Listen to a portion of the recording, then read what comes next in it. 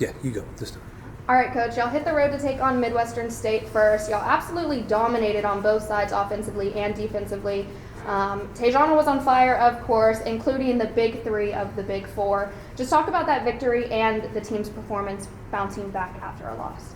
I was really proud of the way that we moved the ball that game. That was something that we focused on all week. And, from day one, we focused on defense. And we know very well that if that goes missing, then we're going to have problems winning any game. But, when you play the game before that one, our offense just wasn't moving like it needed to be. And we weren't working together on the offensive end, and it wasn't for selfish reasons, I don't think. I just think we were on different pages, and so we focused a lot on the offensive end that weekend. And so I felt like they came out Thursday and they played well and executed and found shots that we were looking for. We also found the players that were hitting, which is something that we got to get more consistent with. If we find a hot player, we got to be creative enough to find ways to get them the ball. And then moving over to the Cameron game, y'all led that first quarter, but then that's where we saw Cameron make those adjustments and kind of pull away. Just talk about those offensive struggles kind of creeping back in that second and third quarter. Yeah, I'm not. It's real simple. It's all mental. It's all mental going into that game. And we had a practice this morning at 6 a.m. and just got done with it. And so when you can spend 3 hours on 7 minutes of a game talking about it, there's a lot to talk about in a game like that. And I don't think that defines who we are. That game was not us. We were out of character in every spot. With that said, that starts with me. I've got to figure out ways that we can stay consistent, and that's the story. I've been preaching to our team ever since the end of that game is consistency is the answer. We've got to be the best version of ourselves in every spot. We can't take any day off. Every team is going to be out for us, and I think when we step on the floor against Cameron, no matter what it is, I think we're beat before we get on the floor. And I'm not used to having teams like that, and I certainly don't think that this is this team. They're very resilient. They know what it takes to win. We've just got to have a different mindset. And then, you dropped that game, but you had Murrow step up with 12, and then Williams, she was following behind with 11. Does that kind of give you maybe a sense of peace or ease as a coach, knowing that, if they're locking down your big four, Landry can still kind of squeeze in there, and then you have Kanaya following behind? Mm-hmm. And we've been challenging Landry with that. I think she needs to be part of the big four. I would like for it to be the big four instead of the big three, and we tell her that all the time. She's got everything it takes to be a significant player out on the floor every time. But I'm going to go back to being consistent. We're trying to guess which players are going to show up from night to night, and it has nothing to do with shots falling. There's going to be those days where we just can't hit anything, but the things that you can control, you need to be consistent at. That's leadership, that's encouraging the rest of the team, that's following defensive assignments, making sure that you're studying the scout. Just everything that you can be consistent at is what we're looking for. And like I said, we've got to hold them accountable. There's not a loss that we take that I don't blame 95% of it on myself. And so I've got to reevaluate how we approach games and make sure that we're being consistent on our end so that our players can be consistent as well. And then my last question, y'all are 7-3 in LSC play, hosting St. Mary's, who's 3-7. How do you make sure this team doesn't take that matchup too lightly so y'all can get that win and keep that momentum rolling? I think on our end, just finding different ways to motivate them from one game to the next.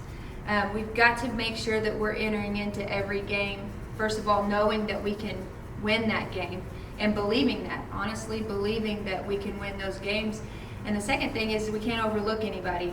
So there's two extremes right there, and you've got to make sure that we're not on either one of those. We've got to just be us and play solid and make sure that we're playing to our strengths and executing like we know how to. If we play who we are, we win a lot of games, and we can't go away from that. We can't do too much and we can't do too little. And that's where we've got to be. But both of these teams this weekend are really good. They've got what it takes, and I know Coach Patel just said that. Anybody in the Lone Star can beat us on any day, but then we could also win out with the team that we have right now. We've just got to make sure that we're there mentally, physically, and emotionally. I'm coaching women. All right, Coach. You're preaching consistency right now, and I know that involves, getting the right looks, following your assignments, taking good shots, But on the defensive floor, when the offense just isn't there, how important is it for your defense to be perfect to keep the score low? It's very important. That's what we talked about today.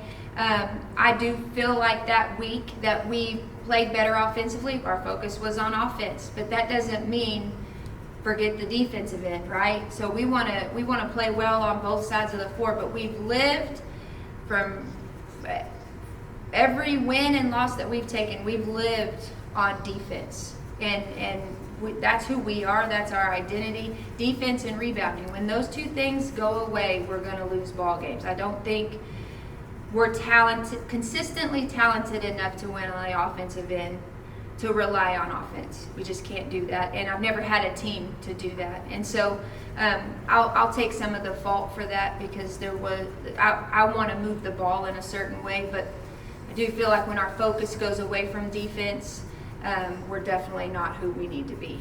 And just like you said, there's going to be nights when shots aren't falling. When we play certain teams coming up, they're more talented than us offensively. If our defense isn't there, we don't have a shot at beating them. And so we're going to continue to grind on the defensive end and make sure that we're aggressive. We've got to be aggressive. You can tell in the first 5 minutes if we're going to be aggressive or not on the defensive end. Mm-hmm. And when we are out in passing lanes and when we're pressuring the ball, it's going to be a good day. Now, I'm not taking anything away from St. Mary's at all here, but they are 3-7 in the LC right now. Do you think that is a great spot for y'all to be at right now, coming to this game after losing to Cameron?